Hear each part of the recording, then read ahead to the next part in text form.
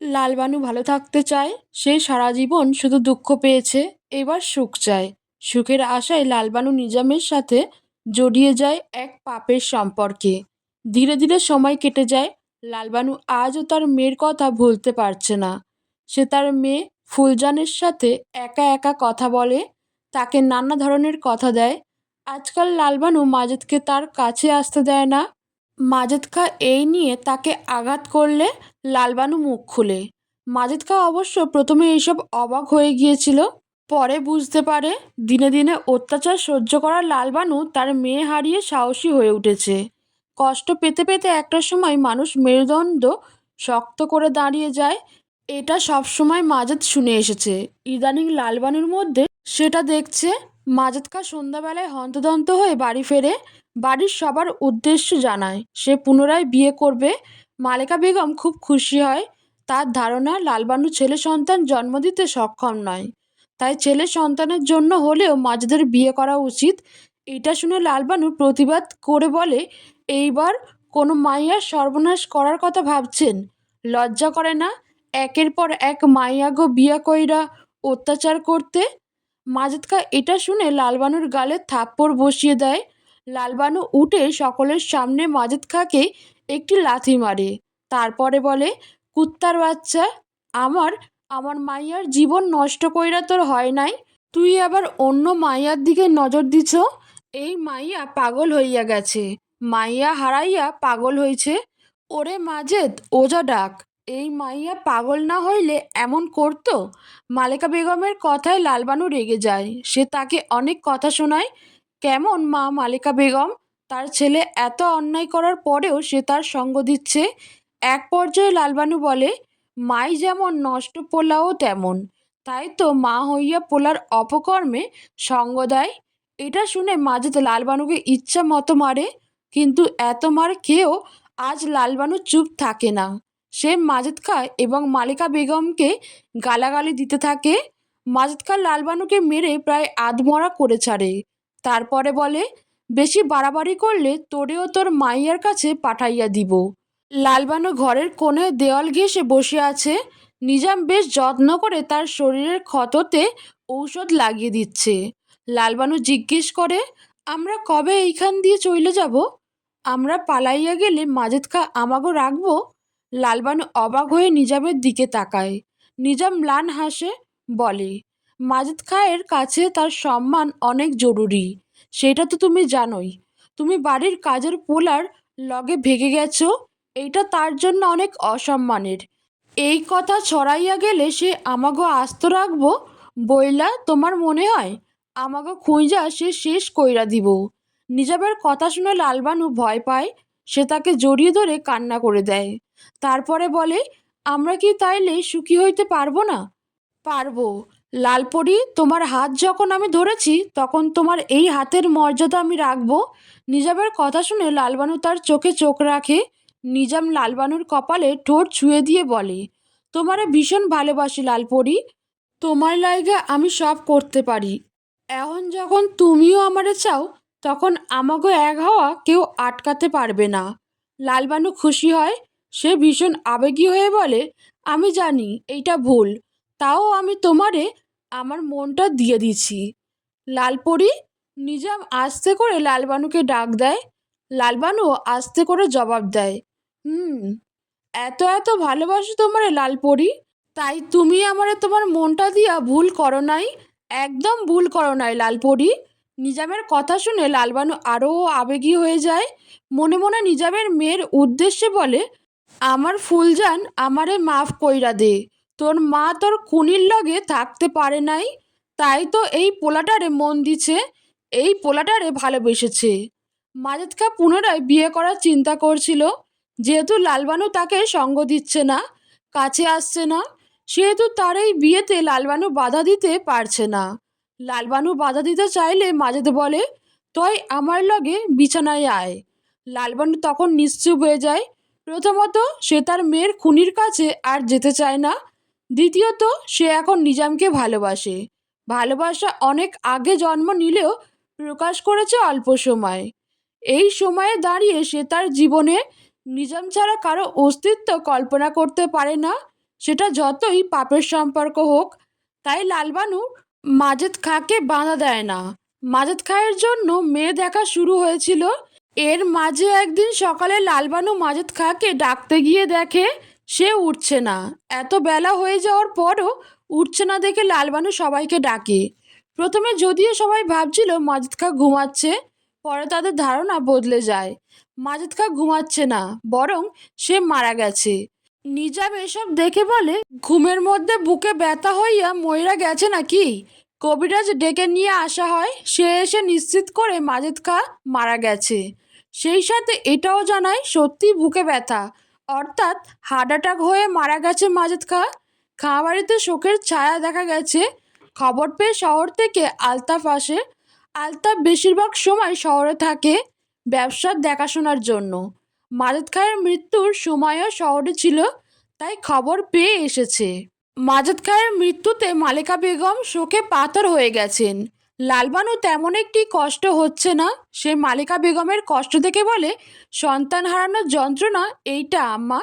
মালেকা বেগম লালবানুকে জড়িয়ে ধরে কান্না করে দেয়। এত সব কিছুর মধ্যে ফরিদা বেগমের কান্নাটা লালবানুর চোখে পড়ছিল। ফরিদা বেগম হাও মাও করে কান্না করছে। সে কিছুতেই মানতে পারছে না মাজেদ খাঁ মারা গিয়েছে। ফরিদা বেগম হিংস্র চোখে লালবানুর দিকে তাকায়।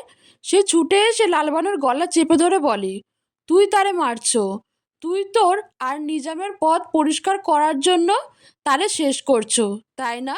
ফরিদা বেগম অনেক রেগে যায়। সে নিয়ন্ত্রণ হারিয়ে লালবানুকে মেরে ফেলার চেষ্টা করছে। আলতাফ এসে তাকে সামলায়।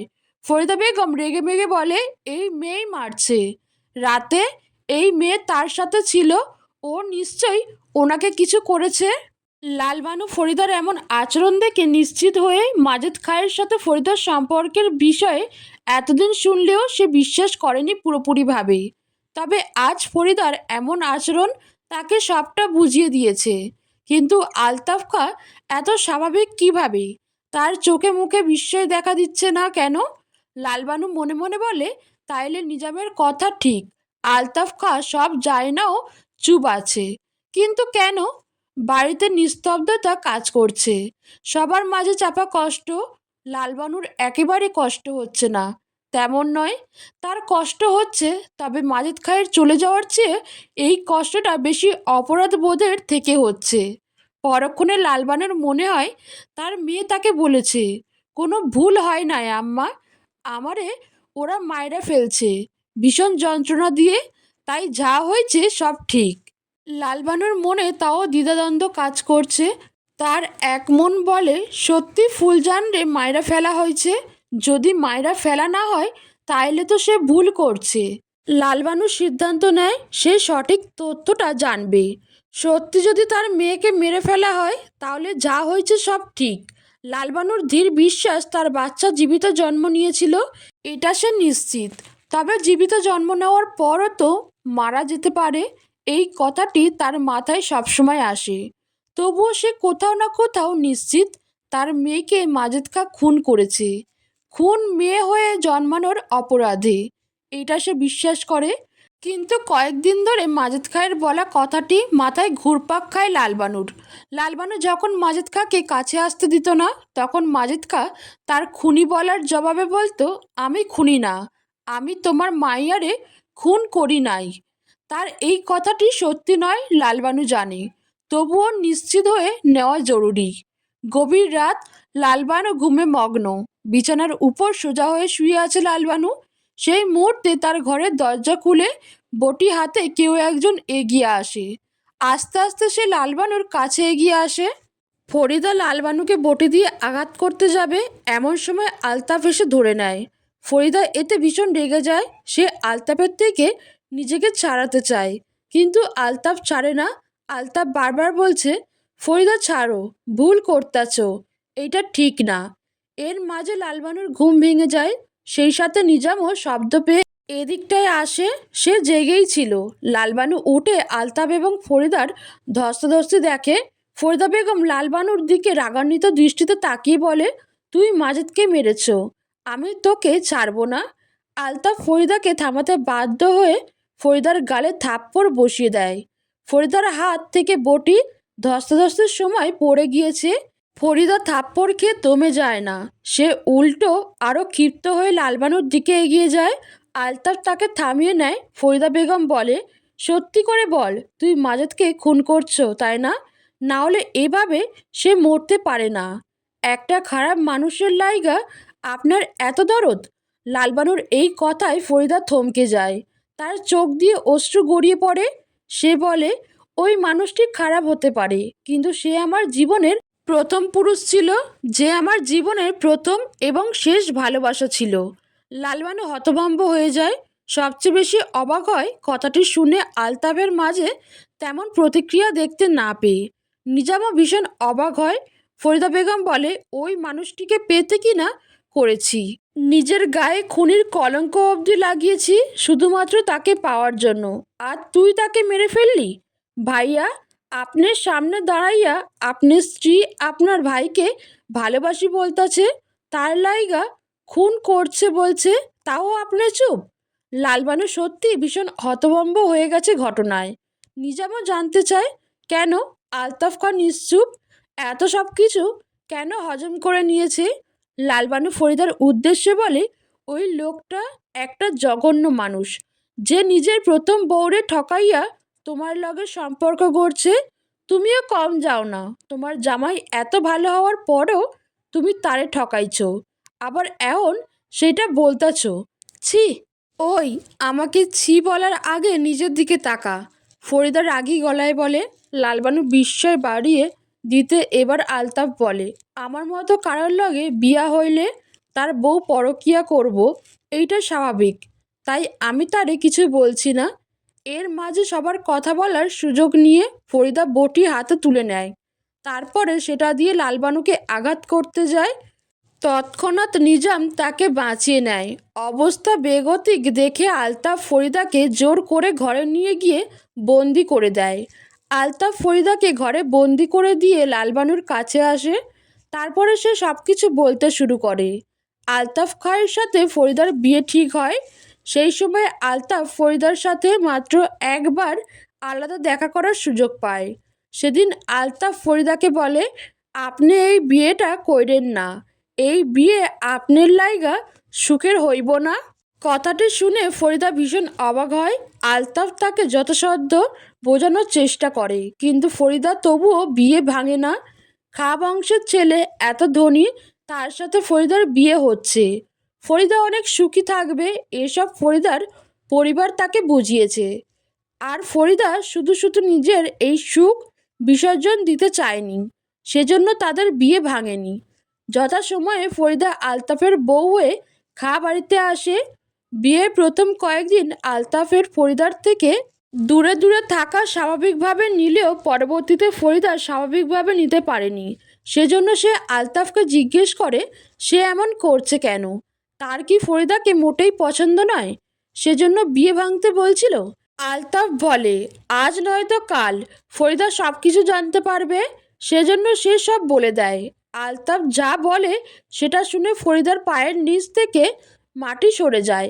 আলতাফ বলে, আমি তৃতীয় লিঙ্গের মানুষ, আমি তোমাকে এর লাই বিয়া ভাঙতে বলছিলাম, কিন্তু তোমারে আমার সমস্যার কথা বলতে পারি নাই, কারণ দিন শেষে আমি পুরুষ মানুষ। এই কথা জানাজানি হইলে সমাজে আমার সম্মান থাকবো না, সবাই আমারে নিয়ে হাসাহাসি করব। তবুও আমি চেষ্টা করছিলাম এই বিয়া যাতে না হয়, কিন্তু ভাইয়া এবং আম্মার জোরাজুরিতে বাধ্য হইয়া করতে হইল। ফরিদা সেই সময়ে ভীষণ ভেঙে পড়ে। সে আলতাফের শার্ট চেপে ধরে জিজ্ঞেস করে, আমাকে কেন ঠকিয়েছেন আপনি? ফরিদাকে থামিয়ে দিয়ে আলতাফ বলে, আমি তোমারে ঠকাইতে চাই নাই। ফরিদা বেগম আলতাফকে কয়েকটি গালি শুনিয়ে দেয়। তারপরে সে মালিকা বেগমের ঘরে যায়, তাকে সব কথা খুলে বলে, সেই সাথে এটাও বলে সে চলে যাবে, সবাইকে সব বলে দিবে। যেটা শুনে মালিকা বেগম ভয় পায়।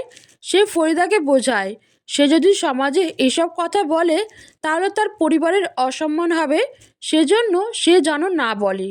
আলতাফও তাকে বোঝায়।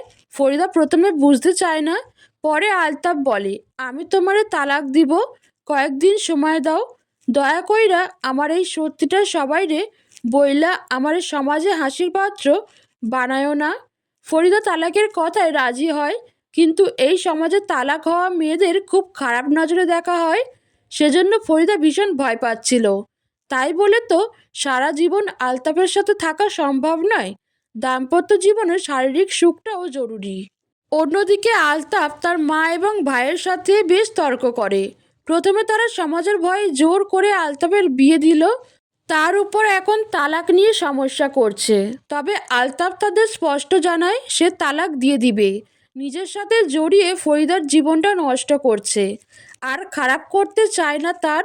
তাছাড়া তার পরিবার ভয় পাচ্ছিল আলতাফ বিয়ে করছে না দেখে সমাজে যে কথা উঠবে তার জবাব কি দিবে।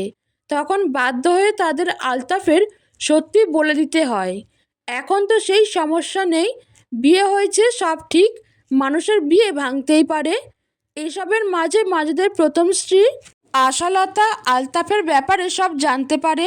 সে ফরিদার কথা চিন্তা করে ভীষণ কষ্ট পায়। এতদিনে তাদের সম্পর্ক খুব সুন্দর হয়ে উঠেছিল। আশালতা ফরিদাকে নিজের ছোট বোনের মতো ভালোবাসতো। সেজন্য সে তার কথা ভেবে ভীষণ কষ্ট পায়। এভাবে মাস চলে যায়, কিন্তু আলতাফ তালাকের বিষয়ে কোনো পদক্ষেপ নেয় না, যেটা আশালতার মনে প্রশ্নের জন্ম দেয়। সে প্রশ্নের উত্তর তার জন্য ভয়াবহ হয়ে ওঠে। একদিন আশালতা মাজেদ এবং ফরিদাকে একসাথে দেখতে পায়। ইতিমধ্যে ফরিদা এবং মাজেদের মধ্যে একটি খারাপ সম্পর্ক গড়ে ওঠে, যেটা আলতাফ জানে। কারণ ফরিদা তাকে তালাকের বিষয়ে ভাবতে বারণ করেছে, কারণ সে তালাক চায় না। তখন আলতাফ ফরিদার কাছে জানতে চায় ফরিদা তালাক চায় না কেন।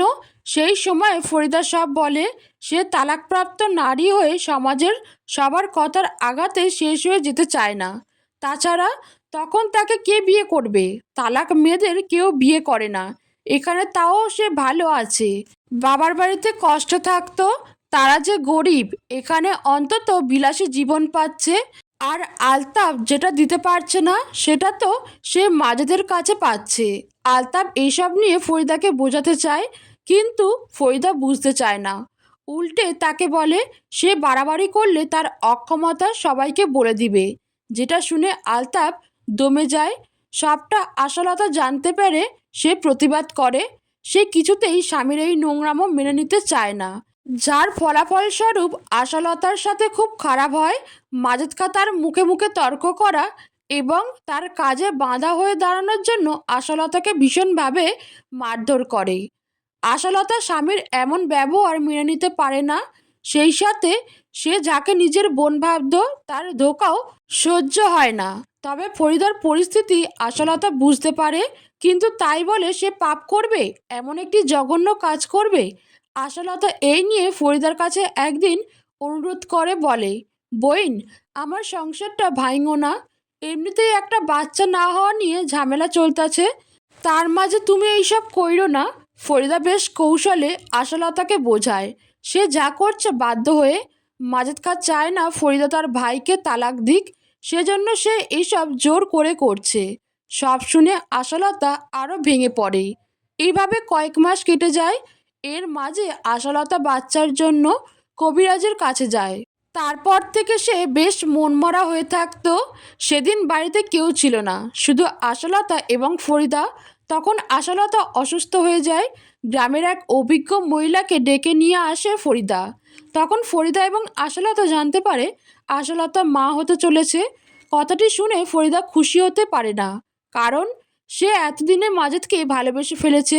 যতই হোক, নারী সত্তা দীর্ঘদিন এক পুরুষের সাথে কাটালে তার জন্য মায়া জন্ম নিবে। তবে ফরিদা একটু বেশি দুর্বল ছিল মাজেদের প্রতি। তার জীবনে প্রথম পুরুষ মাজেদ। সে তাকে গভীরভাবে ছুঁয়েছে, তার সাথে সম্পর্ক গড়েছে, যাকে ফরিদা নিজের দেহের সাথে মনও দিয়েছে। সেজন্য সে মেনে নিতে পারে না। তার মনে হয় আশালতা মা হচ্ছে শুনে মাজেদ তাকে দূরে সরিয়ে দিবে। সে নিজের বাচ্চা এবং বউকে সময় দিবে।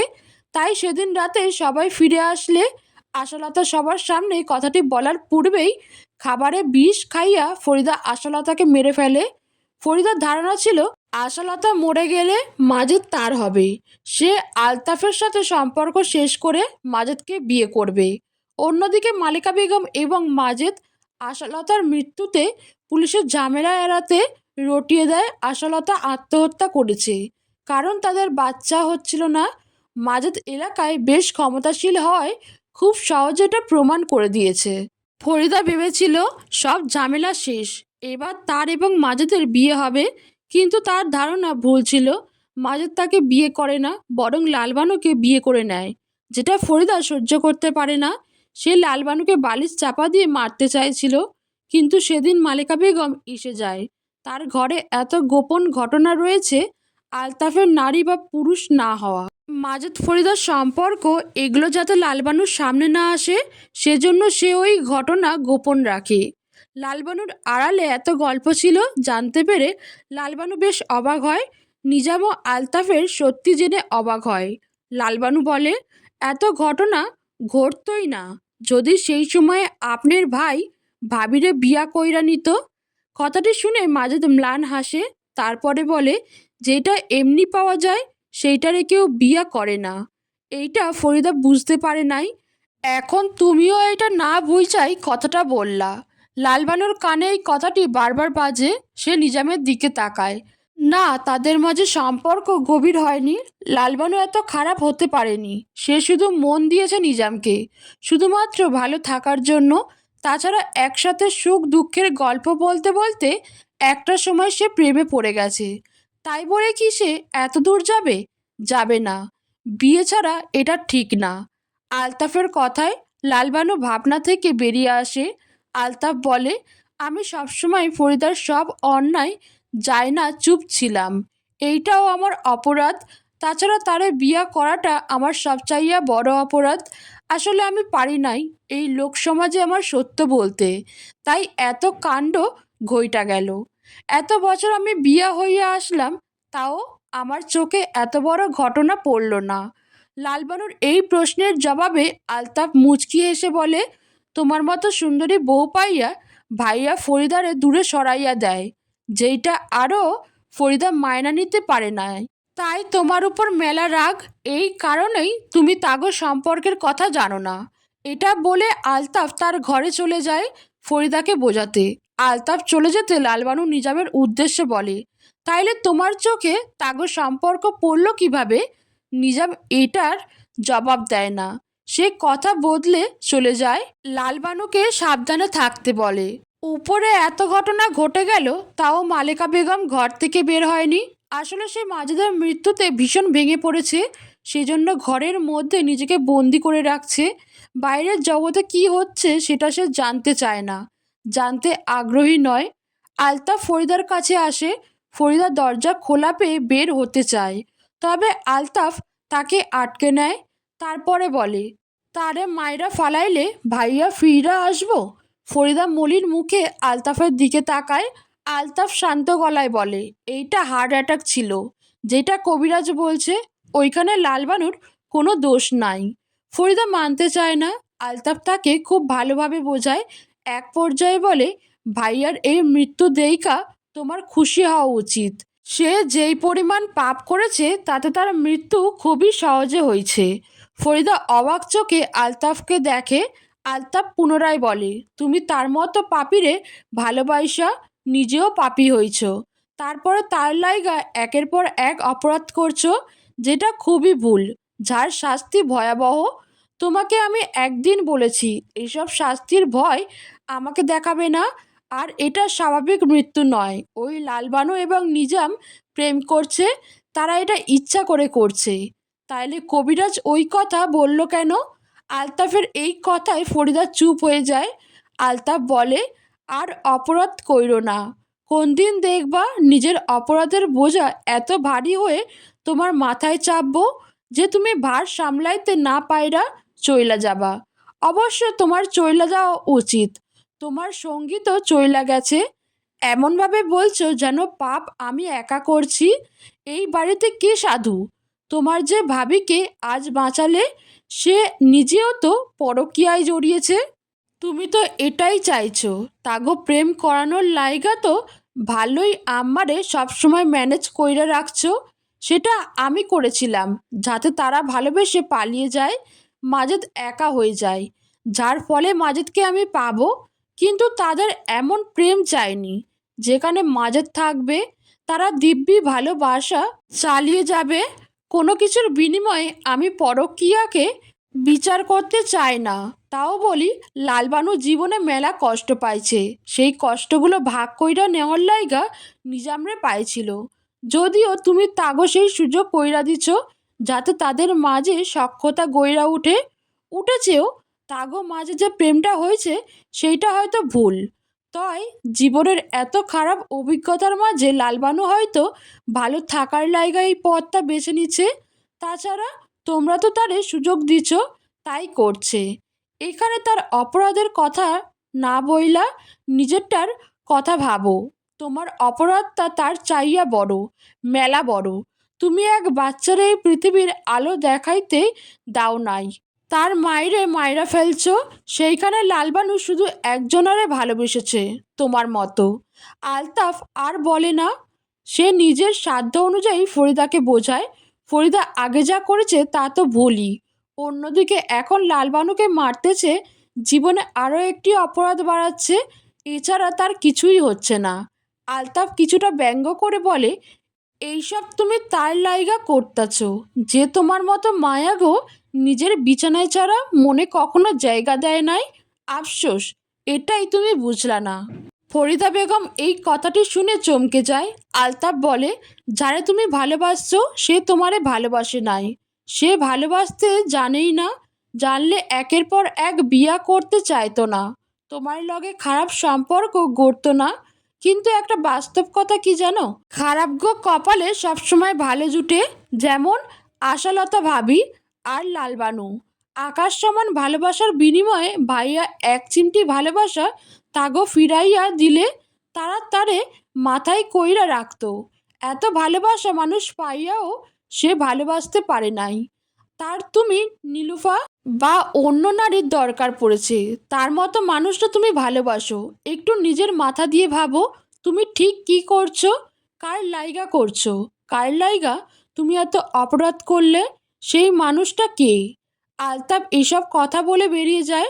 ফরিদা সেখানে বসে পড়ে, সে সব কিছু ভাবতে থাকে। সত্যি বলতে আশালতা খুব ভালো একজন মানুষ ছিল। যে মানুষটা ফরিদাকে ভীষণ ভালোবাসতো, সেই মানুষটাকে ঠকানোর পাশাপাশি খুন করছো ফরিদা, তাও কার জন্য? মাজেদের মতো মানুষের জন্য। ফরিদা সব কিছু ভাবতে শুরু করে, তার ভাবনাগুলো কেমন জট পাকিয়ে যাচ্ছে। ফরিদার মধ্যে নিজের করা পাপের অপরাধবোধ জেগে উঠছে। আলতাফের কথায় আগেও এসব ভাবনা তার মাথায় আসছিল, তবে আজ আরও ভীষণভাবে মাথায় আসছে। আজ যখন মাজেদ নেই, তখন সে মাজেদের কথা ভাবছে, তার জন্য কাউকে খুন করতে চাইছে। কিন্তু কেন? মাজেদ নামক মানুষটা কেমন ছিল, তার সম্পর্কে সব জেনেও সে ওই মানুষটার জন্যই বারবার ভুল করছে। কিভাবে পারছে? ফরিদা নিজেকে সামলাতে পারে না। সে ঘর থেকে বের হয় বাড়ি থেকে। সে খাঁ বাড়ি থেকে বেরিয়ে যায়, একা নীরবে অজানা গন্তব্যে হেঁটে যাচ্ছে সে। সকালবেলা খাঁ বাড়িতে আরও একটি খারাপ সংবাদ আসে, যেটা শুনে সবাই বেশ চমকে যায়। বিশেষ করে লালবানু অবাক হয়। তার মস্তিষ্ক তাকে বলে, খারাপ মানুষের পরিণতি খারাপ হয়। পাপ করলে তার লাইগা একটা সময় না একটা সময় শাস্তি ভোগ করতে হয়। তাইলে সে তো পাপ করছে, সেইটার শাস্তি কি সে পাইব?